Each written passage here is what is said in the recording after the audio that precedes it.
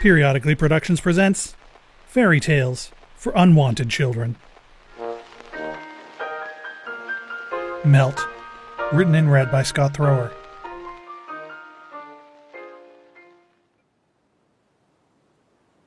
Once there was a boy who lived with his mother in a small house on the edge of the world. This was their third house. The first house had been in a city, but his mother had squabbled with a baker in the market, and they'd moved away. The second house was in a village, but his mother had argued with a tailor, and again they'd moved away. Now they lived at the edge of the world, and sometimes at night the boy would hold his breath for fear that the wind would topple them right off the side. What the boy liked about this house was the solitude. He could run out the front door and keep going without ever meeting a soul, and his day could be spent exploring or swimming or hanging his feet off the world and watching the river stream into the black.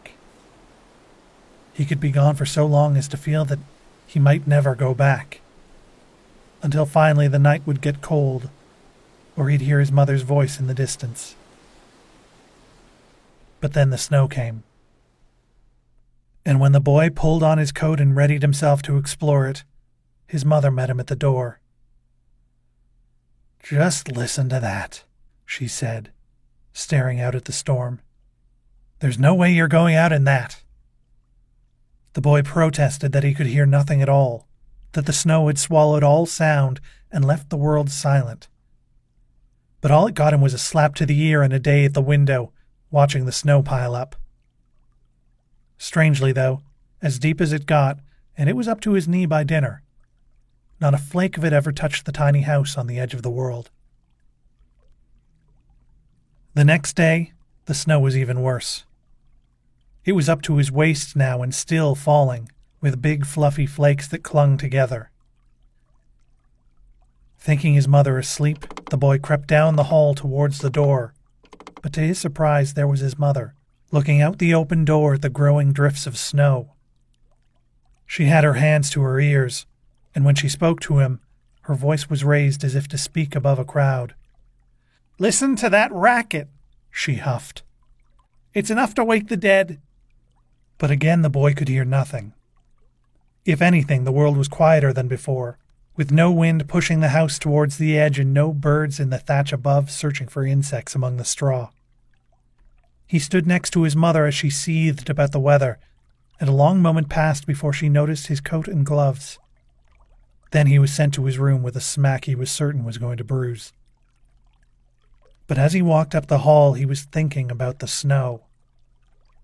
It still hadn't touched the house. In fact, there wasn't a flake of snow within feet of the door, as if the snow itself had been creeping away in the night. The boy spent the day being small and far as the house would allow, hoping to cause no offense to his mother's worsening spirits, which turned out to be an offense in itself. By dinner she was fuming as she tried to light kindling too damp to take a match, and the boy ended up eating a cold dinner under the angry glare of his mother. She had filled her ears with cotton that puffed out like clouds, and though the boy was careful not to laugh or even show the slightest hint of a smile, he was eventually sent to bed with a knock that spilled him from his chair for somehow taking pleasure in her discomfort.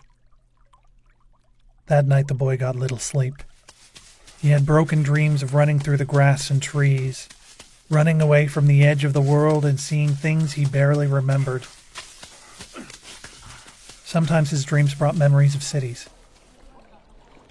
There were times he remembered neighbors and family. Once he even remembered his mother smiling, though he could not be sure that that memory was real. But that night he kept waking. Sometimes it was a soreness in his shoulder from hitting the kitchen floor. Sometimes it was the sound of his mother, yelling out at the snow to be quiet, to give her peace. And once it was a familiar lurch that caught in his chest, as the house tipped slightly further towards the edge of the world. By morning the boy was in fouler spirits than he could ever remember being. He could hear his mother down the hall, banging pots and clattering plates, arguing with the snow that seemed silent in return. When the boy looked out his window, the snow stood taller than he did, and that worsened his mood even further. Ahead stretched a day in the tiny house, and spending it being small felt like a wall of snow in his heart. His shoulder ached, and the meat of his arm had come up in a bruise. He felt tired and hungry, and weak in the knees at the thought of drowning in snow.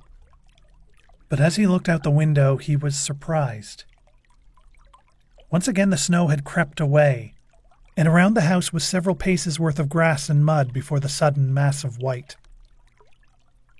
Breakfast was an event, and it started with a broken plate and a ringing ear. He'd finished his toast too quickly, sipped his milk too fast, and though she could hear nothing he said with her ears packed with cotton and wrapped with blankets and belts, things went bad quickly. "Just go to your room," she said, still too loudly. Through the kitchen window, the boy realized the snow wasn't creeping away at all. Instead, it melted at the edges. So he didn't go to his room. Instead, he sat and they stared at each other for quite some time. The boy watched as his mother's face grew more stony, and as the snow melted further away. In the kitchen, no one moved. Their eyes were locked.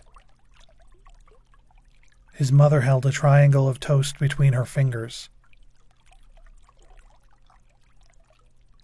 and the boy held his breath.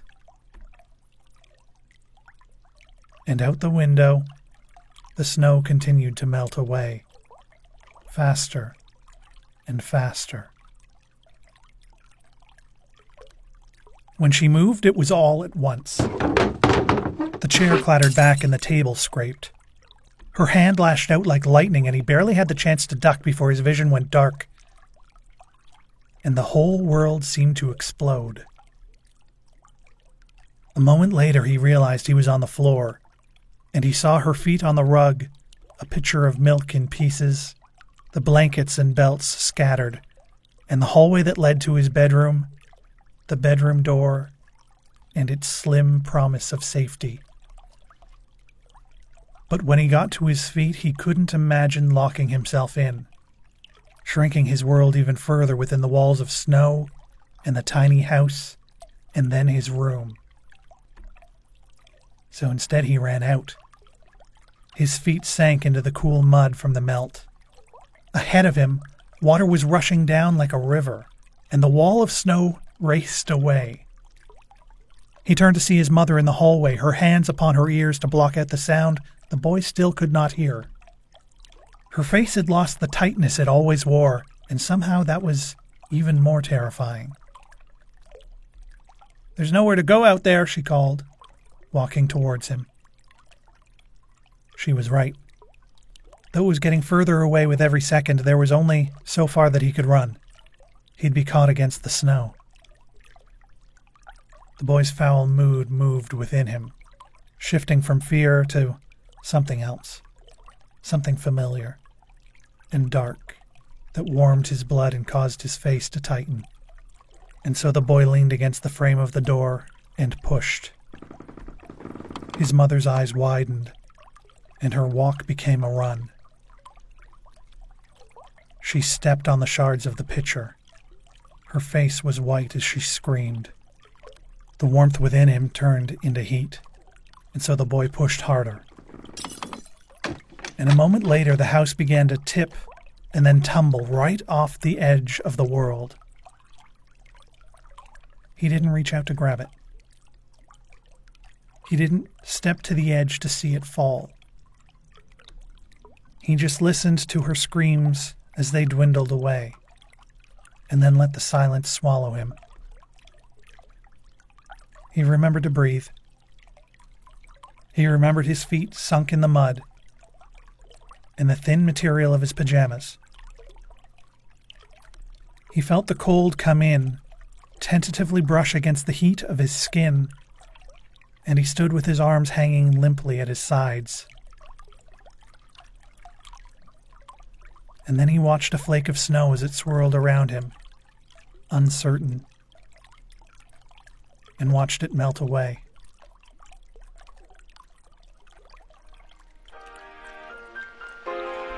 Did you find a moral for this week's story?